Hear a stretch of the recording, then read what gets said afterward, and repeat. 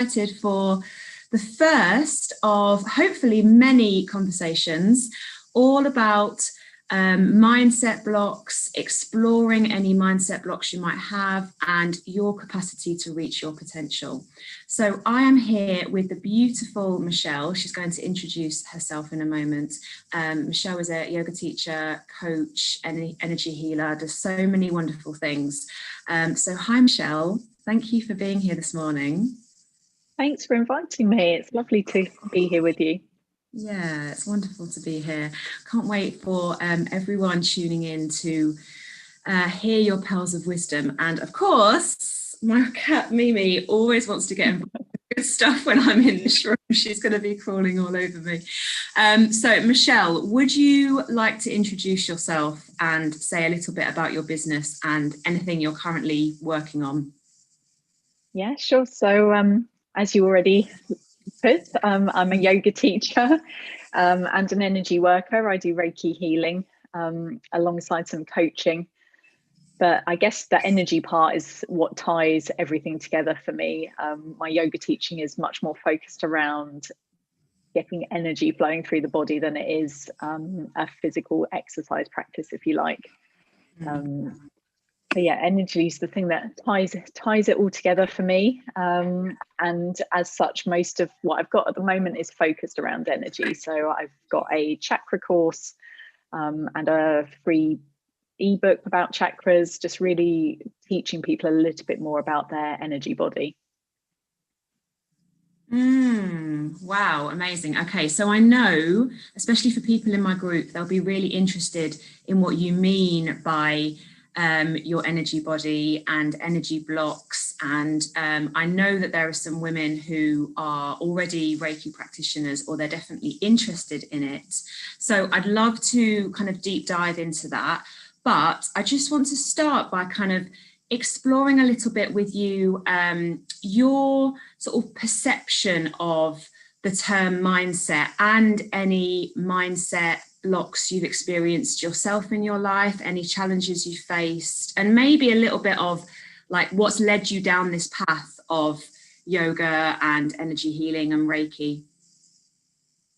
Yeah, I've got a long history of anxiety and depression and disordered eating as well, body image issues, right from when I was a teenager through till probably my very early 30s, I would say, is when I started to get a handle on things.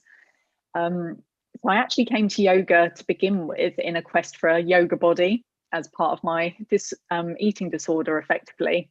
But over time, I found that it gave me more. And I think it wasn't until I had my first daughter that I really came to the conclusion that I needed to get my own head sort of fixed and the way I felt about myself fixed, because I didn't want her growing up feeling the same way about her body and herself as I had done for so long. So I think although I'd had counselling in the past, which definitely helped with mindset, I think having my daughter was probably the turning point where I started to actually embody those practices and things more, as opposed to just dipping into them. They became a more daily thing because suddenly it felt a lot more important, because I had someone else relying on me who was going to learn from me, and I didn't want to model the behaviors that I had I didn't want her to see what I was going through. I didn't want her to end up going down exactly the same path.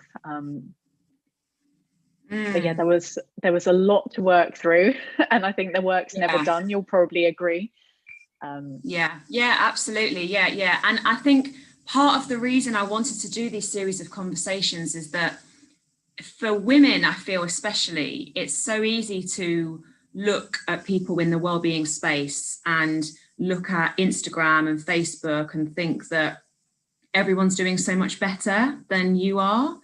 And actually, like every single person I speak to in the wellbeing space, or who I know who's working in that field, has come to it from a place of real self-doubt, or a lot of work on themselves, or like you, anxiety and depression. And that's certainly the case for me. Like what you've just said really resonates. I've not had children yet, but I think I reached a real turning point in my 20s, after years of having like treated my body so badly with alcohol and recreational drugs and all sorts, really. And I just reached a point that I was like, no, enough. I want to be more content in my body. And it's still like an ongoing journey, definitely, that kind of like feeling comfortable in your own skin and just being super aware of, like you say, the kind of messages that are being passed down generations, and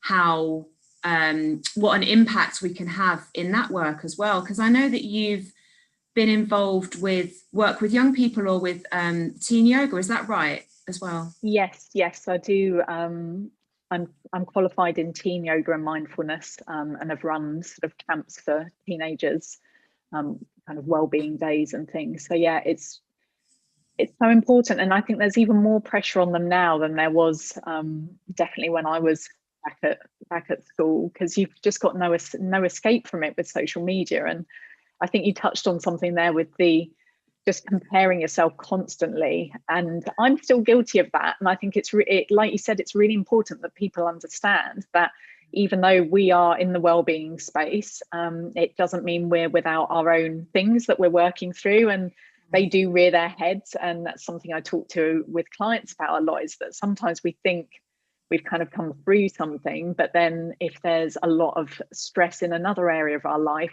often those old patterns can creep back up. And I know for me, I really noticed it last year in the lockdown, where I thought I was handling everything. I was just like powering through. And then I noticed my thoughts around my body shifting, and starting to think about what I was eating again, and should I be eating that? And I really haven't done much exercise, and thought things that hadn't been an issue for a little while started to creep back in, and the negative self-talk. So I had to really be aware of that. And I think that's the key, isn't it? To just have that self-awareness that you don't expect to be without it all the time. And when it comes up, you're aware of it, and you can then work through it and deal with it.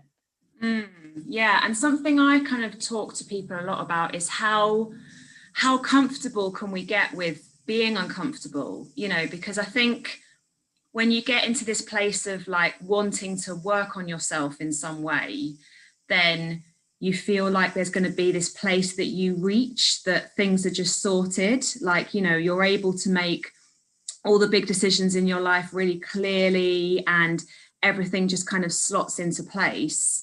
And I just feel like it's so important to kind of convey this idea that yes, you may come at life from a much deeper place of clarity, but that comes from like real practice. And of course, things come up all the time, you know, that might have been present for you as a teenager or as a child. And like you say, it's kind of that capacity to observe it. But also for me, I think there's something about just being with it, like it's the witnessing of it, but then it's also like how we move through that and kind of observe it as almost like an energy or something that's happening within us that we can shift, I suppose.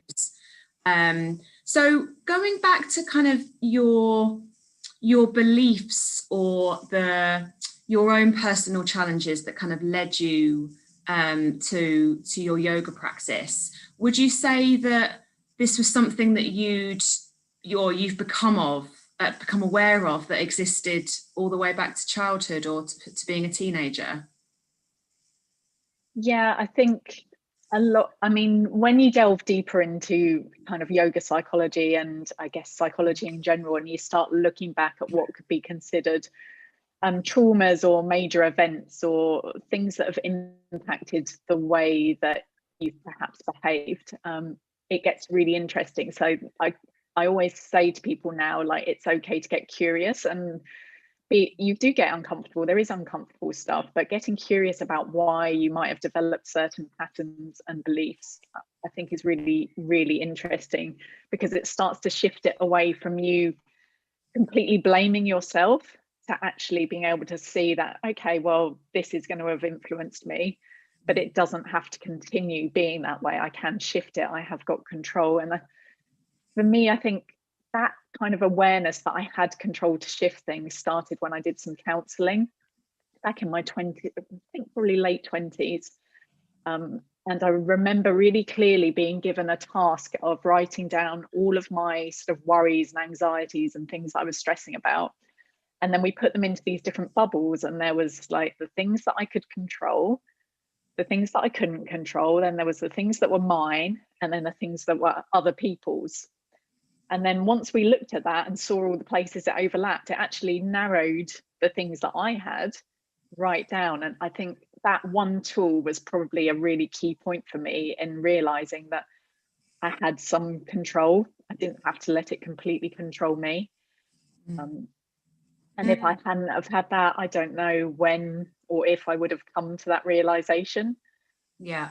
And I think that's really powerful, isn't it? Because especially at the moment when a lot of us feel out of control in many aspects of our lives, and there's kind of things going on in society that we may feel are lots of our parts of our lifestyle are being controlled by someone else. I think it's so powerful to just have that reminder of actually what are the decisions that I'm making about my life right now, and what is within my control, and how can I see the impact that makes, rather than just kind of falling into this mentality that everything's happening to me. The kind of the victim mentality that you sometimes hear about. And I think that's a really powerful shift actually in mindset, to go from that place of like, I can't do anything about my life. There's nothing that I can change. It's kind of like, things are set in stone, to being in that place of, okay, well, maybe it might start with something really small, and then it builds, and then I start to see the impact of that change that I've made. Because I talk to people a lot about understanding where motivation comes from as well, from a psychological perspective. And it's all well and good to kind of hear about practices that might benefit you, like meditation or whatever it is. But actually there needs to be that intrinsic sense of like, why am I doing this? What am I doing it for? Am I just doing it because like I've heard it might be a good thing to do? And, it might start like that, but I think it's so important to have that sense of like your personal why, like what you're working on. So it sounds like you kind of had a few different experiences of, I guess, what we might call self-help, or talking with different people, and then you found yoga as a practice, and that's been in your life for a long time now. So do you just want to share a little bit about your sort of first experiences with yoga and the path you've been on with that? Yeah, I can give you a little bit of an overview, because I've had an interesting journey with yoga, and I think it'll be really interesting for people to hear, because there are obviously so many different types of yoga and reasons we come to yoga. And I'll be completely honest and say that the first time I tried yoga was basically to try and get the yoga body. I was too ashamed to even take my body into a public space to do it, so I got a yoga DVD. And all I wanted was just to look like the skinny yoga people that I imagined was the complete array of yoga to me at the time. Needless to say, that didn't really stick, because you don't see a really fast body transformation in that way.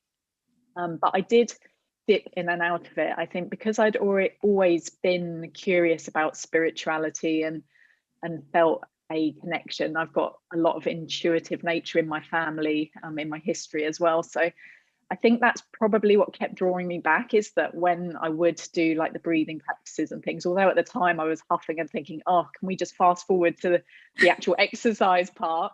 I think I was getting something from it quite subtly. And then when I revisited yoga again, and it really started to take, was probably around the similar time to having my counselling. So I'd started doing yoga at a gym, again, more for a body thing than anything else. And I remember at the time I was one of the youngest in the class, but I was one of the least flexible. I could barely forward fold standing. My fingers were not coming past my knees. There were people double my age who were like hands on the floor. And I remember thinking, oh my goodness, I'm so embarrassed. But the teacher was so warm and welcoming and just gentle and encouraging that it kept me going back. I had a lot of back pain at the time, so I kind of used that as a reason to keep going back, when I think it started to permeate deeper.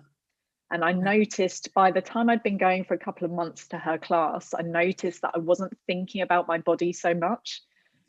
Or not in the same way. I used to spend a lot of time in classes looking around the room and comparing, like, oh, she can get further into this than I can. They're stronger than me. She's thinner than me. She's prettier than me. It was this constant mental assessment of everyone in the room.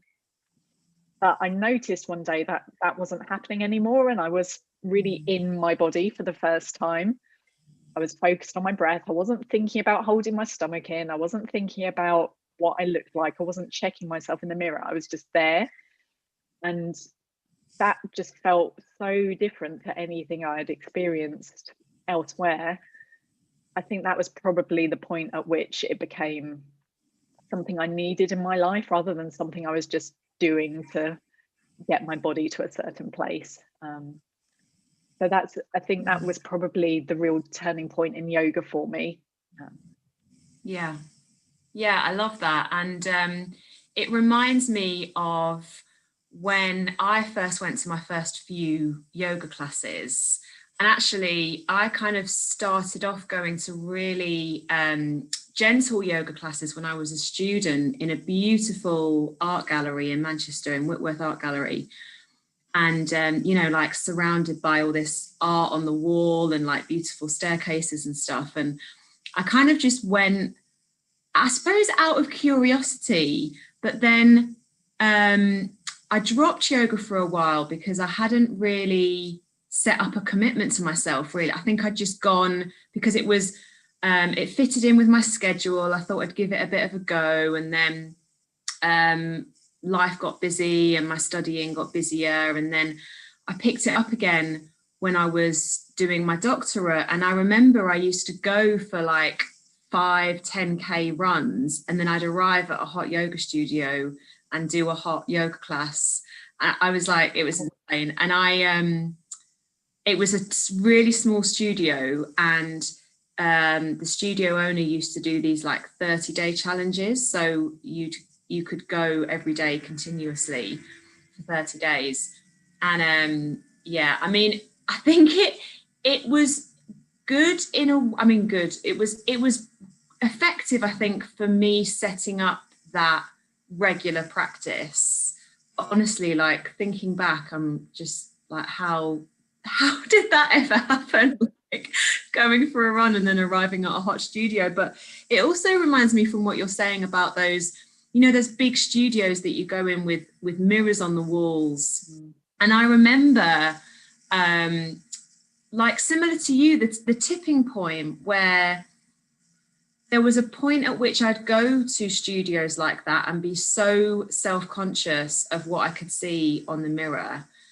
And then there was a point that I could just like park myself wherever I wanted, or wherever there was a space.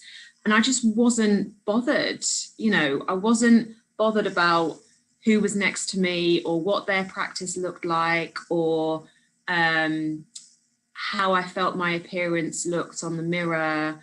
And it was such a revelation. Like, I'm sure you'll agree, like just to have that sense of, oh, I can arrive and I can feel that this is actually something that's helping me. And I've kind of got past that point mentally of the chit chatter and the noise, and just kind of letting all of that, still be there in parts, but just letting myself enjoy the practice and And also just letting myself like arrive in whatever state I arrived in, you know, not because sometimes I feel like with yoga, there's this thing of starting a class or arriving in a practice super zen, you know, kind of like rocking up and just already feeling amazing and like, you know, being in your yoga gear. And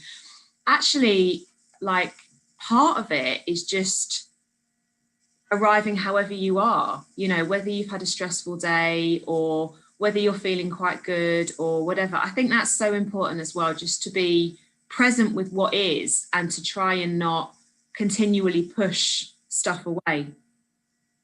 Yeah, I think so. And having started my sort of yoga journey with more vinyasa and some ashtanga and stronger practices. For anyone listening, those are quite sort of fast paced. They're going to build strength and stamina. I think I was always wanting to push. I always wanted to get my pose further. I wanted to get more flexible. I wanted to get stronger. And that sort of continued after doing my teacher training. I very much kind of wanted to further my practice, although for my students, I was still teaching quite a gentle practice. I still found I was kind of pushing myself, and I had to take a step back from that. And I did have an injury which contributed, but there came a point where I realized that I was not getting the same enjoyment out of the practice. It was starting to become more about expectations. And I always talk to my students about letting go of their expectations, because your body does different things on different days. And the whole point is to tune into that and just honor yourself where you're at on a given day. So I think that has shifted for me over the last couple of years, and especially in the last year. I think with all the stress that's been going on globally, I found that my practice has been much more gentle. There's been a lot more sort of yin yoga and gentle yoga and yoga nidra and just really restorative practices. And that is a lot down to mindset as well, because it's being able to actually acknowledge where you are and what you need, rather than trying to push and carry on as you were. Yeah. I don't know if you've had that in your own sort of journey.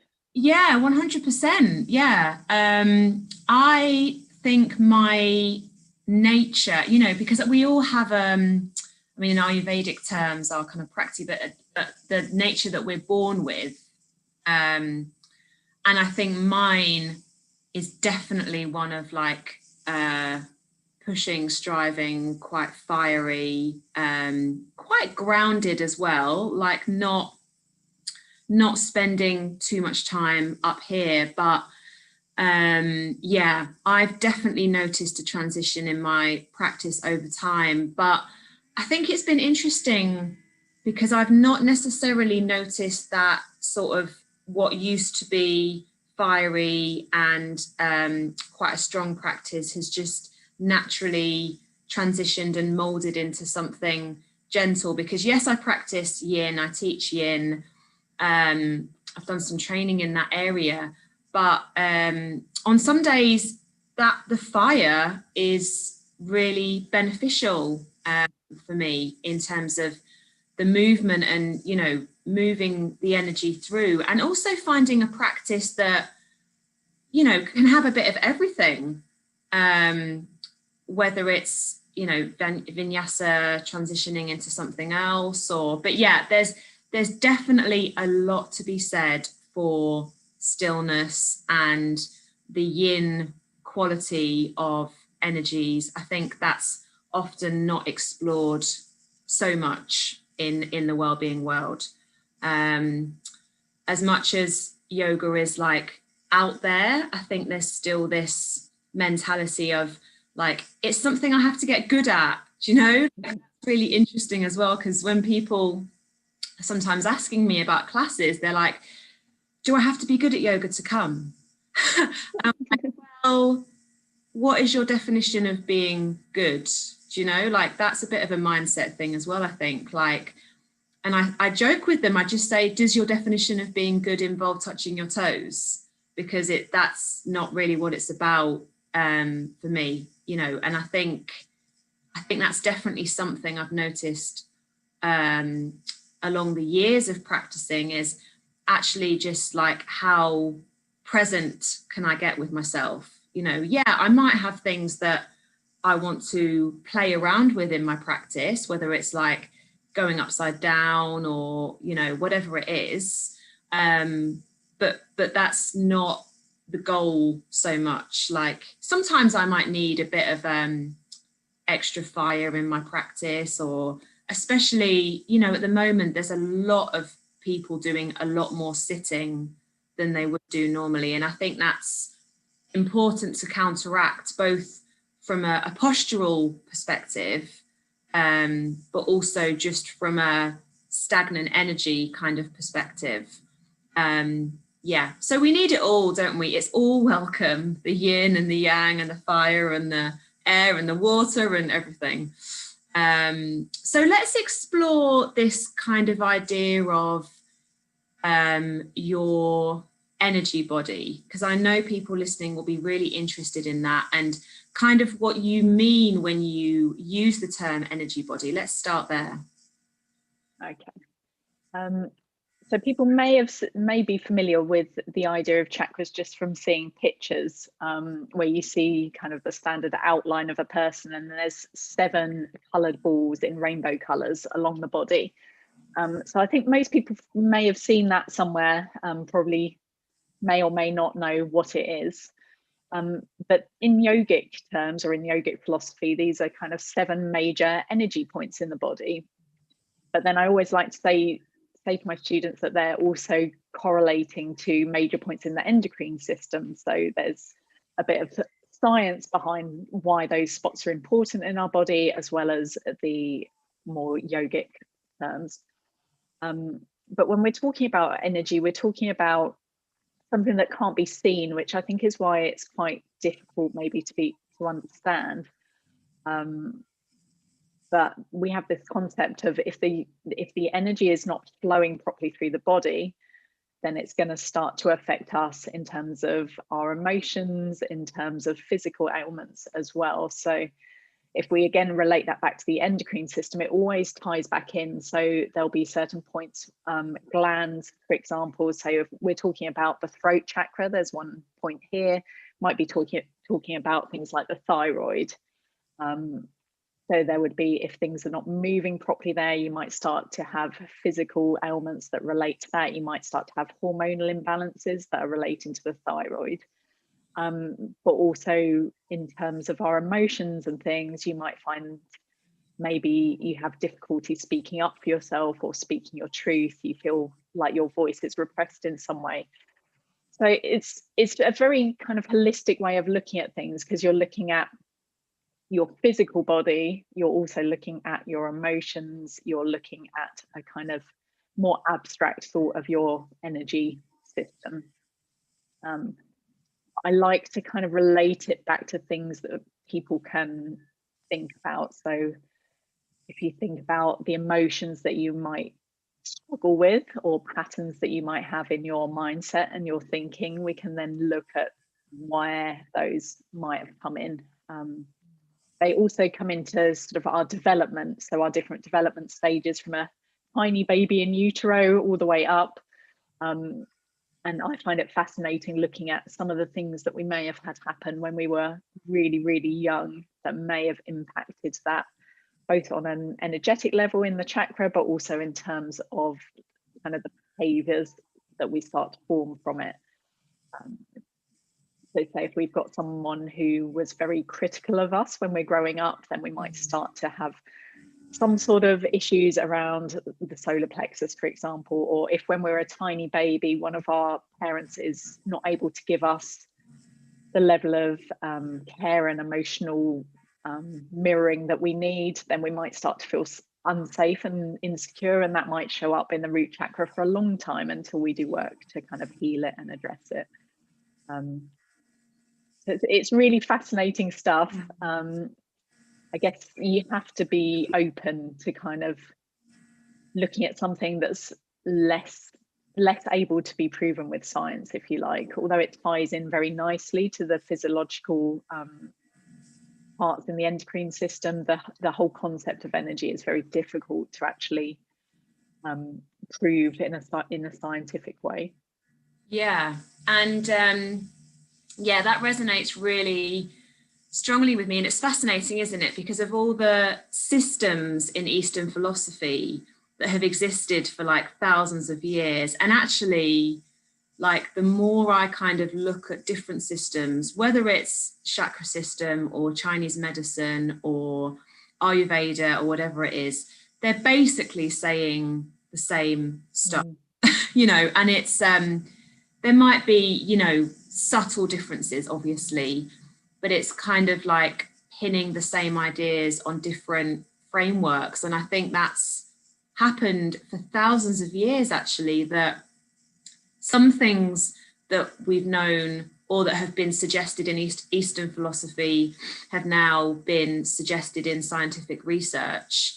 And other things haven't, like you say, because they're so much more difficult to prove. So just reminds me of that constant link between Eastern philosophy and Western psychology. And that's something I'm obviously really interested in as a psychologist, because I think for years I was so, like, I don't know if it was, I'd use the word data driven, but I was certainly in that mindset of like, well, if it's not in a textbook or if it's not proven in research, then how can it exist, kind of thing. That very like linear way of thinking. And I think, you know, that came from years of studying and not really having much of a spiritual practice in my 20s, and yeah, going on to do doctorate in psychology and my thesis and everything. And then it was just really interesting that at the same time I was writing up a thesis, I was also kind of seeing a real deepening in my own spiritual practices, and just like at that stage, I think I was just feeling it out for myself more than anything, rather than, you know, doing the study around how different things interlink, but more just like feeling where I may have had blocks or where things could be a bit more stagnant. And I'm really interested as well in like how the seasons come into this, right? Because like different blocks can come around at different points in the year, maybe for people, depending on how people respond to different parts of the year. So yeah, I think having that holistic perspective and seeing everything as one thing rather than trying to split it up as Western medicine sometimes tries to do is really, really powerful. So within the kind of the chakra system, I'm just wondering if we could explore that a little bit more for people listening, and also like, is there a link between you know, chakras and Reiki, for example, or different kind of energy healing systems as well? Yeah, we do use the chakras in Reiki and energy healing as well. And actually, just going back to your point about the overlap between kind of Eastern medicine and the chakra system, I was speaking to a friend just a few days ago whose mum does works in terms of like Egyptian research, and she showed me a diagram. They had like ancient hieroglyphics of a body with these kind of simple lines through certain points in the body. And when they first found it, they were saying, well, I don't really understand. They seem to have such a really great understanding of human anatomy. This seems really simplistic. And what they came to the conclusion was that it was showing energy points again. And when you look at it, it really just ties in with the meridians. There's kind of the lines that look just like meridians, and then the crossing points again look like they would be on the chakra system. So I do find it fascinating how all these different modalities have all come to the same kind of conclusions on our energy body. Yeah. But yeah, when I use them in Reiki, If anyone doesn't know what Reiki is, it's kind of an energy healing modality. So you get attuned to the energy. And then if I'm doing a treatment, I will basically hold my hands, not necessarily touching someone's body, but over the major chakra points and around the body. And I can notice differences. So again, it's really tuning into your own energy body and then noticing, also tuning into someone else's. And often I'll find that these are relating very much so. So for example, I might get to a point, I had a client whose shoulder, when I got to their shoulder, I could feel that it needed attention. My hands would get really hot. I could feel like there was healing required there. But then also when we talk afterwards, yes, they have got a shoulder issue, which I wasn't aware of, but also when we delve a little bit deeper, it's like, okay, well, shoulder is related to the throat chakra. Can you relate to anything where you might feel that you have something to be said that's not coming out? Is there anything you're kind of holding back? And then we start to unravel where that might be stemming from. And I like to think of it as your body's always giving you feedback. We know this in terms of intuition, like your body is taking in so much information from all your senses, and your intuition is processing that all and trying to give you feedback on it. I think as a society, we tend to tune that out and focus on logic and trying to really use logic and reasoning instead of, even when it goes against how we feel. Like there might be a situation where we're making a decision and we feel like our body feels tense. Like I know for me, I feel like all my muscles tense up, like my whole body is alert, which is a pretty sure sign that your intuition is trying to tell you something. But sometimes we push that aside and ignore it because we're trying to go through the logical expected path. But when we do that, when we ignore those more subtle intuitions, then it's going to start to try and get our attention elsewhere. So it's going to start to bring us emotions. And then if we're pushing those down, it's going to start to bring us physical symptoms because we're more attuned to that. We know that we're going to do something if it starts to show up in our physical body. And when we talk a little bit about it being a difficult concept with the energy system because it is a bit more abstract, I just like to remind everyone that whatever helps you, I just think it's so important to draw on any tools that could help you in a healing process. So it might be that this really resonates with you and you can really get on board with the ideas, and once you start to delve into it, it makes a lot of sense for you. But if it doesn't, then there will be another way. I think there is a lot of crossover between all these different modalities, but it doesn't mean that one's right and one's wrong. I think I'm all for people trying different things and drawing on whatever they can to help them with their healing journey. Yeah, absolutely. And I think for some people listening, the idea that energy shows up in the physical body, it might be either a new idea for people, or it might just be something that people haven't explored very much. So just kind of want to reiterate that, you know, this idea that our body does really speak to us, and it might be things that little niggles, or, you know, maybe things that we choose to ignore that then get worse. It might be through an injury. And, you know, some people might feel, well, how can an injury be a demonstration of like an energy block? Sometimes you just get an injury because of, like, you know, something that you've done running, or you've twisted your knee or whatever. But that's still, as you said, it's still asking you to tune in, isn't it? And kind of explore like what's going on for you in your life right now. Maybe you've been pushing too hard, or maybe there's like a certain part of your body, or as you say, a kind of energy center that needs a little bit more exploration. And I think to be interested in all of this, you have to, in a lot of ways, have an attitude of like open-mindedness and curiosity about it, and just being open to what is. And I think that's so, you know, we see so much ill health in the world nowadays, whether it's like physical or mental. As you say, I think it's just so important to feel into what is helping you. And we all get those nudges, don't we? We all get that sense of like, oh yeah, this is something that I might want to explore, or this is something that I want to continue doing.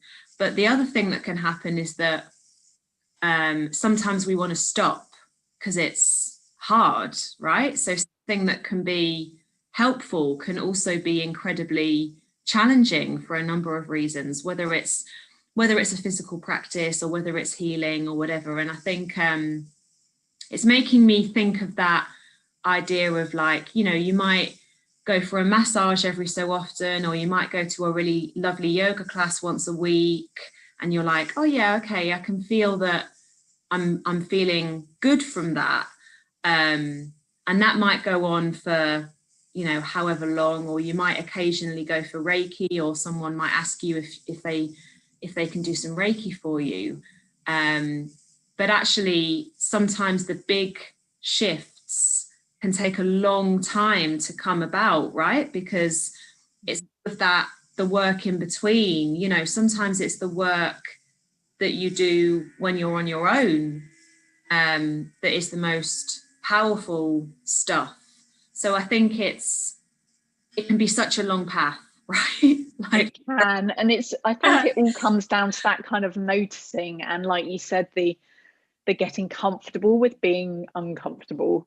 Like if you never address it, if you never work through it, then it's always going to keep popping back up. And sometimes it still does, sometimes it does, but when you're aware, when you're much more tuned into your body, and I mean that in all senses, so you're noticing what physical sensations you've got, you're noticing what your breath's like, you're noticing where your emotions are, you know, all these different things are going to give you clues as to what might be going on for you. And just being willing to kind of look a little bit deeper at what could be going on, or any behavioral patterns, and really just owning it and taking responsibility, because at the end of the day, we can't change what anyone else does, you know, that's their stuff. And it took me a long time to come to that conclusion that, you know, I can't control everything around me. I used to be a real control freak, and I still, you know, struggle a little bit at times with that.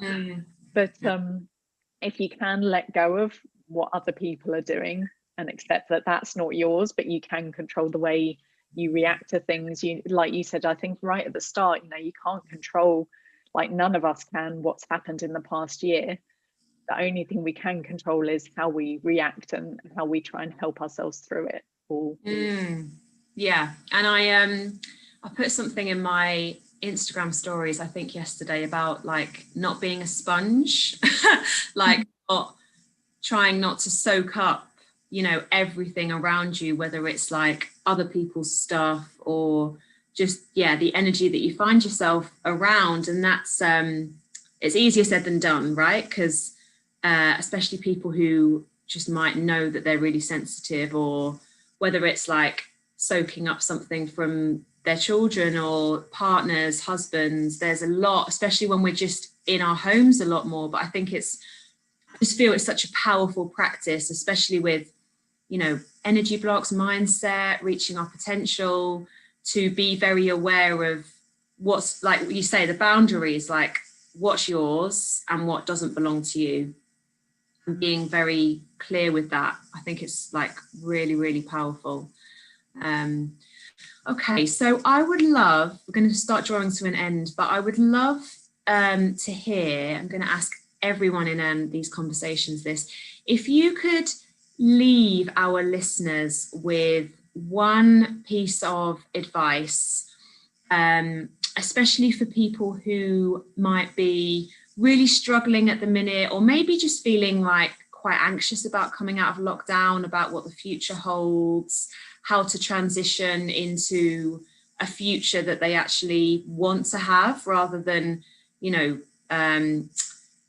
maybe people are feeling sort of pushed into corners, or like they're not in control of their destiny, what's one piece of advice that you would give people that are struggling right now? Well, that's such an interesting question, isn't it? Because it's so individual to every person. But yes, I would say just make sure you take some time, and daily if you can, to just really check in with yourself. It's something I've started doing over the past few years, so in the morning and in the afternoon, and just really just being still. It only has to be a few minutes, just closing my eyes, checking in on my breath, checking in on my physical body, like are there any random aches and pains, and then checking in sort of emotionally, checking in with how my heart's feeling, and really just being a lot more self-aware. And in terms of the lack of control thing, just I think it's really important to understand what it is that we do want. And I don't mean in terms of things, I mean, how do we want to be feeling? Like, yeah, on a day-to-day basis, what sort of feelings are important to us, and how can we build more of that into our day? And what I do with clients a lot is write down the things that really bring them joy, from the smallest things. Like for me, I love to sit and drink a cup of tea really in peace, just on my own. And then it can be bigger things like I love to walk by the sea, for example, or meeting a friend for a coffee, or holidays, whatever you want to put down there, the things that really make you feel joyful, a hug with your kids, whatever it might be. And then work back through that and see if there's any ways you can start to just sprinkle some of those things. You know, we might not have a lot of freedom in terms of how far we can travel and things like that at the moment, but it doesn't mean that everything's been removed from us. We can still catch up with a friend, have some form of connection. We can still have a little bit of time to ourselves to just sit quietly, or we can, you know, go for a walk. There's things that fill us with joy that we can sprinkle in through our day, so that we don't feel so trapped by the situation. I think that's really, really important, to just find those little moments and just bring more of them in. Yes, wonderful advice. Okay, so I'm just going to check. I can see there's been a couple of people tuning in, and if you do end up watching this back in the group, then please do post any questions or comments as you're watching along. I'll tag Michelle, and you know, I'll come back and respond to them, or Michelle will. So would really love to hear from you if you do manage to catch this. So thank you so much, Michelle. I'll make sure that all of Michelle's links are posted in the comments as well, so you can go and check out all of the wonderful things that she's doing. And Michelle does so much more than even the things she's talked about. She's co-authored a book. She's an amazing human being. So thank you so much, Michelle. There's been so many pearls of wisdom here, and I'm certain listeners will have got loads from this conversation. So thank you so much. Thank you for your time. Thank you. It's been